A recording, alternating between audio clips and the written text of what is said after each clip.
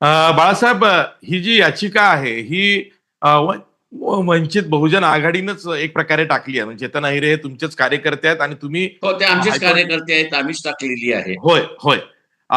अशी काय शंका आली की याचिका टाकावी, यासाठी ग्राउंड काय? नाही, मी पहिल्यांदा डिसेंबर महिन्याच्या पहिल्या आठवड्यामध्ये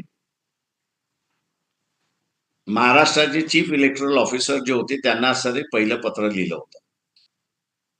आणि हे पत्र लिहिण्याचं कारण की अनेक उमेदवारांना आम्ही असणारा तिथे इन्स्ट्रक्शन्स दिल्या होत्या की 6 नंतरच्या मतदानाचं तुम्ही असणारा आकडेवारी त्या ठिकाणी मागा. बऱ्याच यांनी असणारं हे कळवलं की ते सील झाल्याने आम्हाला देता येत नाही. काही जणांनी म्हटलं कोर्टाच्या आदेशाशिवाय तुम्हाला असणारा हा डेटा देता येत नाही. आणि म्हणून आम्ही असणारं सरळ माझ्याच सहीने मी असणारं पत्र चीफ इलेक्टोरल ऑफिसर महाराष्ट्र ह्याला असणारं ऍड्रेस केलं आणि त्याला असणारं ऍड्रेस करून की बघ तुम्ही हा डेटा आम्हाला द्या.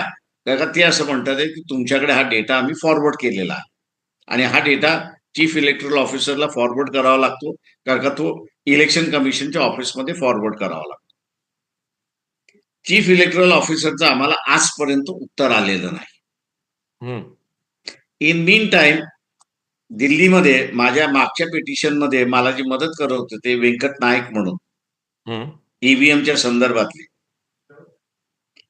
मी त्यांना असं कॉन्टॅक्ट केला आणि त्यांना असं म्हटलं होतं की आरटीआय खाली तुम्ही असं एक पत्र द्या इलेक्शन कमिशनला की महाराष्ट्राचा 6 नंतरचा म्हणजे 5 आणि 6 हा एक हे आणि 6 आणि संपेपर्यंत किती टोकन वाटले याचा असणारा डेटा द्या.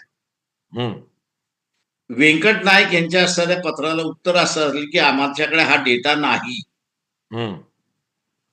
आणि डेटा नाही म्हटल्यानंतर मग आम्ही असं म्हटलं की आता आपल्याला रिट पिटिशन दाखल केलं पाहिजे.